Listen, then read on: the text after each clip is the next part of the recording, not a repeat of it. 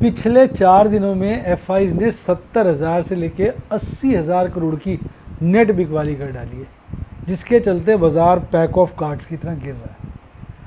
वैसे तो हम कहते हैं साले जाएँ क्या फ़र्क पड़ता है, लेकिन यार अब दिक्कत तो आ रही है। इस वक्त तो एक ही गाना एफआईज के लिए मेरे मन कर रहा है गाने के लिए, वो क्या है, बेकरार करके हमें यूं न जाइए, आपको हमारी कसम लौट आइए, देखिए शेयर के भाव गिर रहे, औने पौने दाम देखो बन गए, इतना मार के हमको यूं न जाइए, आपको हमारी कसम लौट आइए। क्या करें भैया, आप बताओ क्या करें। एफआईज को तो यही गा के रोकना पड़ेगा, साले बेची जा रही है बेची जा रही है, तो भगवान भला करे डीआईज का। वैसे ये भी बहुत बड़ा गेम होता है। आप जानना चाहते हैं एफआईज डीआईज का क्या गेम है? एफआईज बेचते हैं, डीआईज खरीदते हैं, क्या गेम है, क्या चक्कर है, दोनों कैसे खुश रहते हैं, ये बहुत बड़ा गहरा राज है। अगर आप जानना चाहते हैं कमेंट में लिखिए जानना चाहते हैं, तो अगली वीडियो में इसकी चर्चा करूँगा। ये बड़ी नॉलेज वाली बात है, लिख जरूर दीजिएगा कमेंट में, क्योंकि डार्लिंग मैं सारे कमेंट पढ़ता हूँ।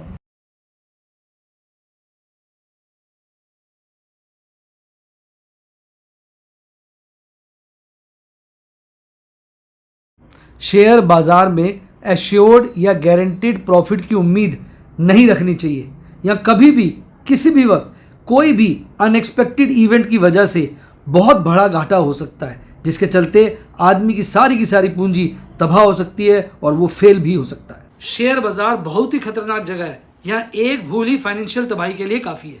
मैं केवल एजुकेशनल वीडियोज़ ही बनाता हूँ, मैं कोई बाय सेल रिकमेंडेशन नहीं देता हूँ। चर्चा किए गए स्टॉक उदाहरण के लिए हैं और खरीदने या बेचने की कोई रिकमेंडेशन नहीं है।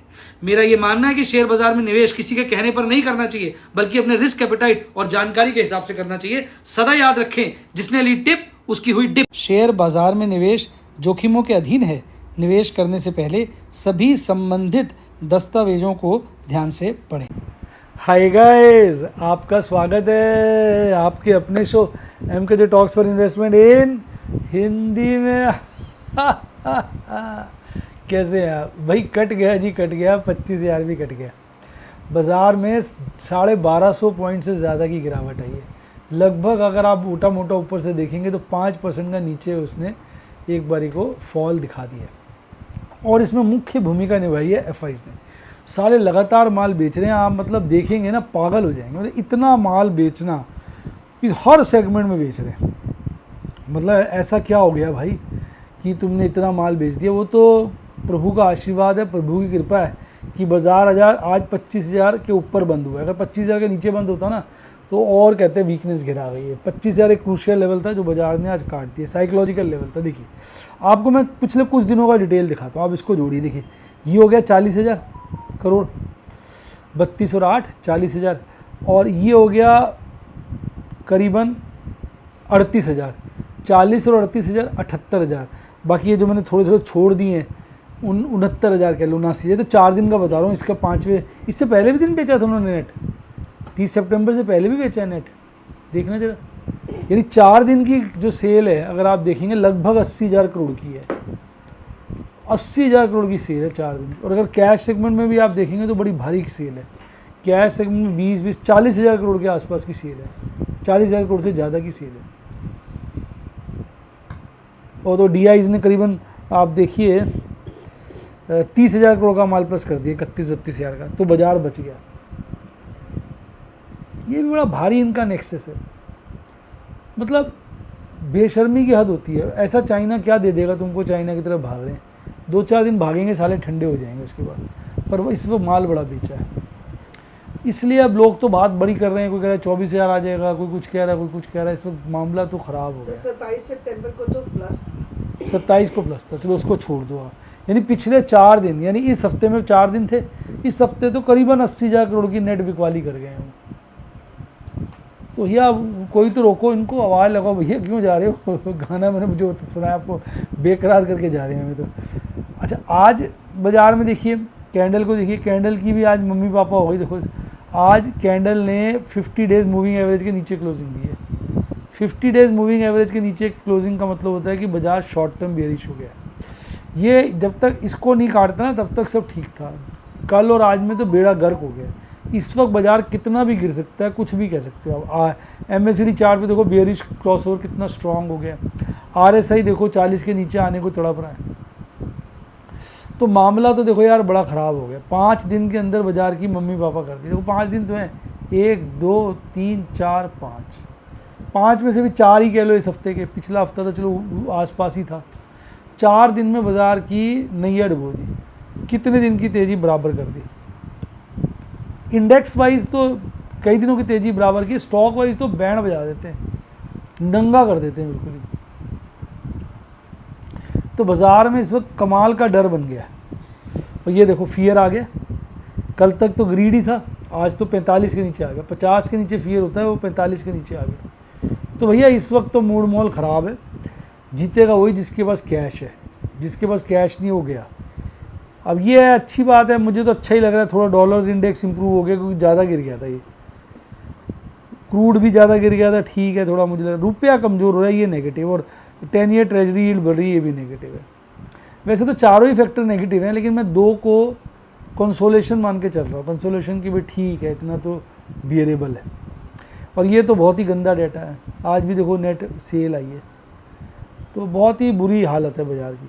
अब ये तो इसमें तो काफ़ी हल्के हो गए हैं, इंडेक्स लॉन्ग और स्टॉक लॉन्ग दोनों। इंडेक्स लॉन्ग तो 57 आ गई, कहाँ 81 पार थी, या 57 आ गई। और स्टॉक्स की भी 57 आ गई है। हालांकि यहाँ पे 61 पहुँच गई।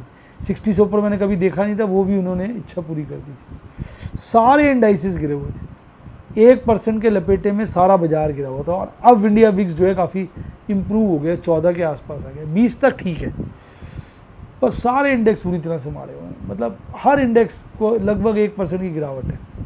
841 शेयर बढ़े हुए थे, 1672 गिरे हुए थे। Torrent pharma, bank of Baroda, doctor Lal, GMR, ये कुछ खुश नसीब शेयर थे जो चढ़े हुए थे। मरने वालों में सबसे आगे था आपका M&M फाइनेंस। इसके नतीजे थोड़े ठीक नहीं आया, जिसकी वजह से बिल्कुल गिर गया। Chambal fertiliser, Godrej property, GNFC, कहते हैं ना बिल्कुल ब्रेन वॉश हो जाता है, जैसे जैसे वाइट वॉश कर दिया। निफ्टी 50 के 10 शेयर गिरे हुए हैं, 40 शेयर चढ़े हुए हैं। उल्टा बोल गया, 10 चढ़े हुए हैं, 40 गिरे हुए हैं। बोल के खुशी हासिल हो रही थी। 25,250 पे बाजार बंद हुआ, 25,181 पे खुला। अच्छा लगा भी, ठीक है सही खुला। उसके बाद भागा, बड़ा अच्छा लगा। 25,485 पहुँच गया। लगा यार दुख भरे दिन बीते रे भैया, अब सुख आयो रे। बोलते ही बाजार धड़ाम से गिर गया।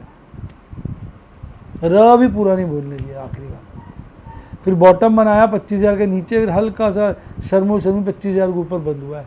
और ये कोई खास बात नहीं, जान के 25,000 के ऊपर बंद किया ऑपरेटर ने, कल बजाऊंगा, यानी मंडे को बैंड बजाएगा। आज भी लगभग 1%, 250 पॉइंट से थोड़ा कम गिरकर अपनी नाक कटवाई, हमारी जेब खाली कराई है। आज ये है कि Infosys, ONGC, HDFC life, Tech Mahindra, Wipro, Tata motor और TCS भाग रहे थे। अब टाटा मोटर 5 रुपये भागा है, गिरने को साला गिरा है 1185 से, और आज 5 रुपये चढ़ा है सिर्फ। क्या करेगा यार। और बाकी अगर आप देखोगे, UltraTech cement, Asian paint, BPCL, Hero MotoCorp, Nestle, Bajaj finance, M&M, इनकी तो भाई सब नाक में दम कर दिया। बिल्कुल नंगा नुंगा करके, डंडे मार मार के पिछवाड़ा लाल कर दिया इन शेयरों का। बजाज फाइनेंस इतना अच्छा चल रहा था, आज उसकी भी माँ बहन कर दी।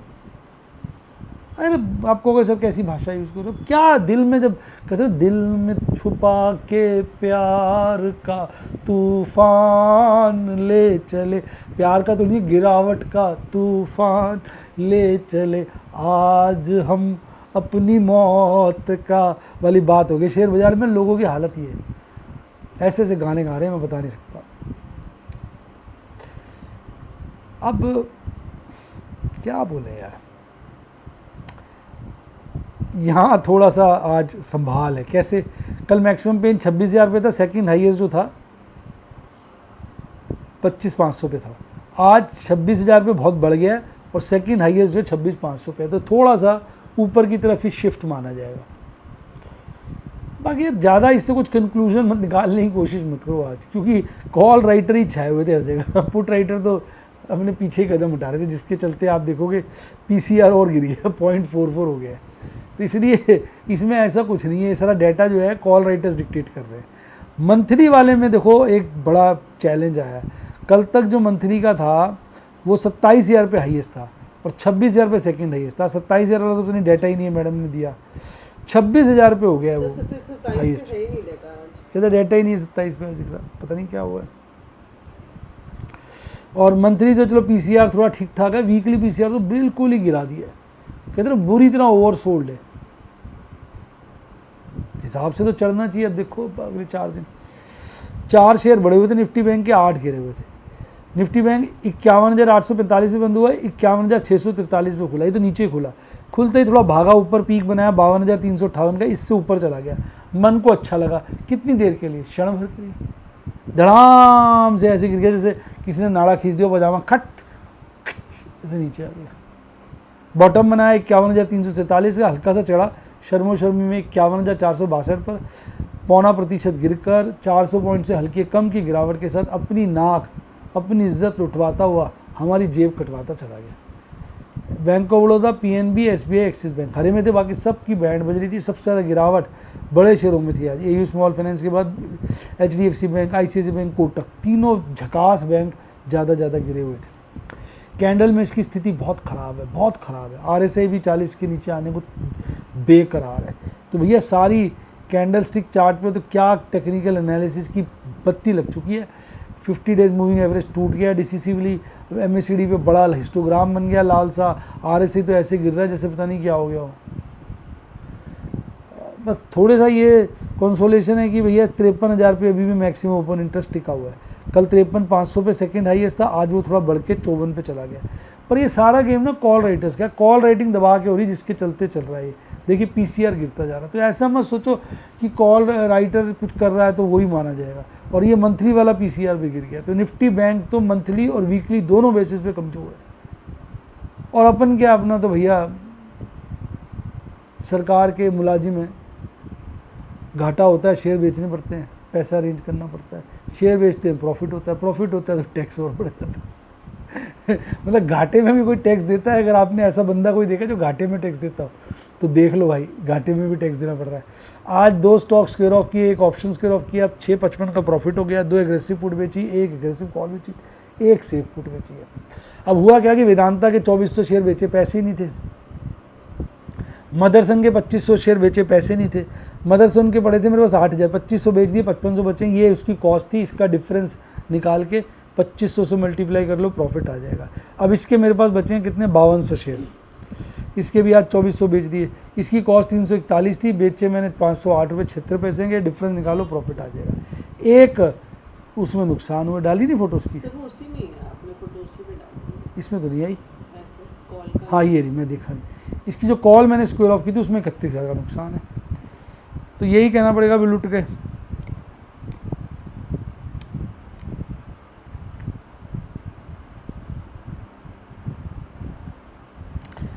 यार पड़ा यार, वो गाना है ना, वो बेखुदी में सनम, कहना पड़ेगा बेखुदी में सनम गिर गए जो शेयर, लुट गए लुट गए लुट गए आज हम। भैया हर तरफ से मुसीबत है, एफएनओ में घाटा हो रहा है, शेयर बेचने पड़ रहे हैं, उसमें कैश सेगमेंट में प्रॉफिट हो रहा है, कैश सेगमेंट का टैक्स देना पड़ेगा, वहाँ घाटा है, यहाँ टैक्स ऊपर से जा रहा है और ऊपर से कैश रिक्वायरमेंट हो रही है और ठन ठन गोपाल। तो भैया फिर भी टिके हुए भाई साहब, जज्बा है, भगवान ने कृपा बनाई हुई है, जज्बा और हिम्मत दी हुई है प्रभु के आशीर्वाद से, प्रभु की कृपा से टिके हुए हैं भाई साहब, सीना चौड़ा करके। पर ये सीना हमारा चौड़ा नहीं हो, भगवान का ही है, भगवान ने ही सीना कर रखा। और आपकी शुभकामनाओं के चलते, आपकी शुभकामनाएं हैं जो हिम्मत देती हैं, तो मैं खड़ा रहता हूँ। अदरवाइज़ देखो जिस तरह का चार्ट बनाया है, पहाड़ी नुमा साला चढ़ के धड़ाम से उससे ज़्यादा गिरा थी। चढ़ा तो ऐसे धीरे धीरे था, गिरा देखो स्लांट देखो गिरने की। तो भैया आपको क्या लग रहा है बाजार का, लिख दो कमेंट में। और अगर डीमैट अकाउंट नहीं खुलवाया है ना तो लिंक डिस्क्रिप्शन बॉक्स में, उससे फट से खुलवा लो। और अगर स्टूडेंट बनना है मेरा व्हाट्सएप का, टिप मैं देता नहीं, बाय सेल रिकमेंडेशन देता नहीं, सिखाता हूँ वीडियोस, डेमोज और सिनॉप्सिस के द्वारा। तो मेरे स्टूडेंट बन सकते हैं, उसके लिए मेरी टीम को कॉल करो 70 11 323 077 70 11 323 077 या यूट्यूब के मेंबरशिप सेक्शन में जाके भी आप बन सकते हैं। इसी के साथ साथ bye, God bless you, happy investing, और आप स्टॉक मार्केट के बेताज बादशाह बने।